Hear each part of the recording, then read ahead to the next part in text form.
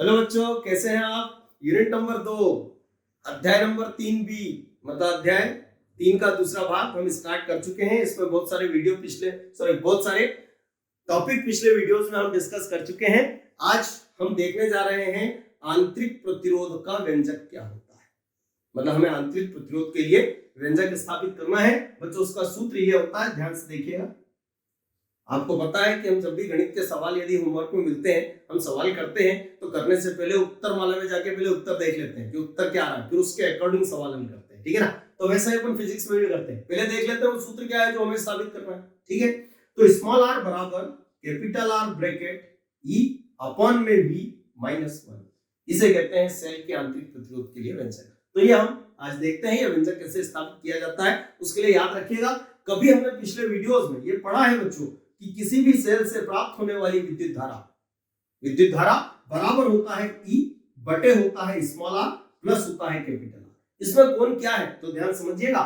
ये जो ई है ये सेल का विद्युत वाहक बल, और ये जो नीचे आप देख रहे हैं बच्चों ये आंतरिक प्रतिरोध है, ये बाह्य प्रतिरोध है, ये इन दोनों का योग है। इसे परिपथ का कुल प्रतिरोध कहते हैं।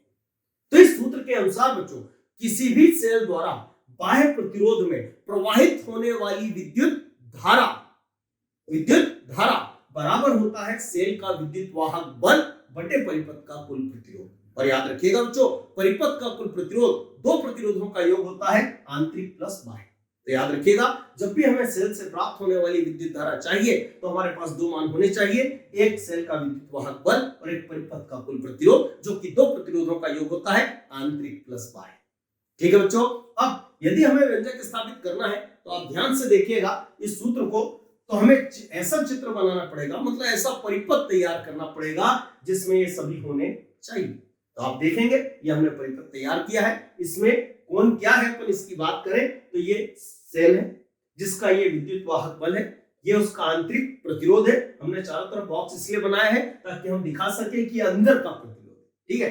ये हमने कुंजी लगाई है, आप समझ सकते हैं। कुंजी मतलब स्विच, परिपथ को बंद चालू करने काम में आता है। हमारी मर्जी होगी तो विद्युत धारा प्रवाहित करेंगे, नहीं होगी तो नहीं करेंगे, ठीक है। और इस सेल के सिरों के मध्य हमने ये बाह्य प्रतिरोध जोड़ा है बच्चों। इस बाह्य प्रतिरोध में जब इसके सिरों के मध्य विभवांतर कितना होगा V, तो इसमें आई विद्युत धारा प्रवाहित होगी।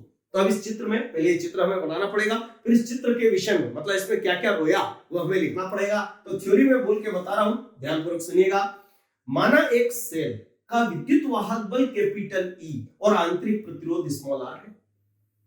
इसके सिरों के मध्य एक बाह्य प्रतिरोध कैपिटल R जोड़ने पर इसमें V विभवांतर पर आई विद्युत धारा प्रवाहित होती है, ठीक है बच्चों। तो परिपथ का कुल प्रतिरोध बराबर, बच्चों अभी मैंने आपको बताया कि परिपथ का कुल प्रतिरोध दो प्रतिरोधों का योग होता है, आंतरिक प्लस बाह्य। तो आंतरिक तो कौन है, स्मॉल r, बाह्य कौन है, कैपिटल R। तो परिपथ का कुल प्रतिरोध हो जाएगा small r plus capital R। जब ये मिल गया तो हम सेल इस बाह्य प्रतिरोध में सेल से होकर प्रवाहित होने वाली विद्युत धारा ज्ञात कर सकते हैं। तो हम क्या लिखेंगे, अतः बाह्य प्रतिरोध में प्रवाहित विद्युत धारा I बराबर, सूत्र क्या होता है पहले वो लिखना होगा हमें। तो क्या लिखेंगे, विद्युत वाहक बल, शॉर्ट में लिखते हैं इसको, इतना लंबा कहां लिखेंगे, ठीक है। और बटे में क्या आएगा तो परिपथ का कुल प्रतिरोध, ठीक है बच्चों। मान रख देते हैं यहाँ पे। तो यहां लिख के हम क्या लिखेंगे, पढ़ो, I बराबर, ऊपर क्या लिखा, विद्युत वाहक बल। कितना है विद्युत वाहक बल, ये लिखा हुआ है E, इसको लिख देते हैं, ठीक है बच्चों। और बटे में क्या है तो परिपथ का कुल प्रतिरोध, ये है परिपथ का कुल प्रतिरोध। यहां इसको फिट कर देते हैं, small r plus capital R। इसको हम डाल देते हैं समीकरण 1। प्रश्न उठता है इसको समीकरण 1 डालने की जरूरत क्या है। तो बच्चों आप देखेंगे कि जो व्यंजक हमें स्थापित करना है वो व्यंजक ये है। और इस व्यंजक में आप देखें तो विद्युत धारा कहीं नहीं आती है भाई। तो जब विद्युत धारा कहीं नहीं आती है और यहां कौन है विद्युत धारा, तो हमें इस सूत्र में से विद्युत धारा का विलोपन करना होगा। और यह विलोपन तभी हो पाएगा जब हमारे पास विद्युत धारा का एक और मान होगा, ठीक है बच्चों। तो आप ध्यान से देखिएगा, समीकरण 1 तो यह है। अब हम बोलेंगे अब ओम के नियम से, ध्यान से देखिएगा बच्चों। ओम का नियम क्या होता है तो हमने पढ़ा है कि ओम के नियम से I बराबर V बटे R होता है। क्या होता है? V बटे R। इसे हम डाल देते हैं समीकरण 2। ऐसा करके बच्चों हम इसमें से, इस पूरे व्यंजक में से I का विलोपन कर पाएंगे। कैसे करेंगे? तो ये समीकरण 1 है और ये बच्चों समीकरण 2 है। इनके LHS कैसे हैं? बराबर। और ऐसा कहते हैं कि LHS बराबर हो तो RHS भी बराबर होते हैं। तो हम क्या लिखेंगे? समीकरण 1 व 2 से। ठीक है बच्चों, ध्यान से देखिएगा। तो क्या होगा? LHS बराबर, अरे तो RHS भी बराबर। तो पहले इसका RHS लिख लेते हैं। क्या होगा? V बटे R बराबर क्या हो जाएगा? E। इसके बटे में small r plus capital R। आगम, ठीक है। अब ध्यान से देखिएगा बच्चों, ध्यान समझना कि हम इसमें से I का विलोपन कर चुके हैं। अब आप देखिए जो व्यंजक हमें स्थापित करना है बच्चों, उसमें E के बटे में V आ रहा है। तो अपन एक काम करते हैं, इस V को इधर ले जाते हैं और small r plus capital R को इधर ले आते हैं। इंटरचेंज कर लेते हैं इनको, अदला बदली कर लेते हैं इनकी। तो यह लिख के क्या लिखेंगे? Small r plus capital R, अरे इसके बटे में भी कैपिटल R बराबर क्या हो जाएगा? E, और बटे में क्या हो जाएगा? V। अरे E बटे V को लाने में हम सफल हो गए हैं। लेकिन आप देखें इसके साथ माइनस में 1 है। ये -1 यहाँ तभी आ सकता है बच्चों जब बराबर के इधर +1 हो। उसको हम उधर ट्रांसफर करेंगे तो -1 हो जाएगा। तो आप देखें ये जो लिखा हुआ है इसे हम दो भागों में तोड़ के लिख सकते हैं। कैसे तोड़ेंगे? देखिएगा, स्मॉल r के अपॉन में capital R plus capital R के अपॉन में कैपिटल R बराबर क्या हो जाएगा? E, और इसके बटे में क्या हो जाएगा? V।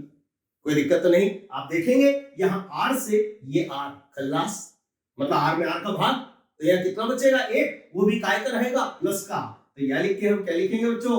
स्मॉल r अपॉन में कैपिटल R, चिन्ह काय का प्लस, यहाँ क्या बचेगा? 1, क्योंकि ये दोनों खल्लास, बराबर क्या होगा? E, और बटे में क्या आ जाएगा? V।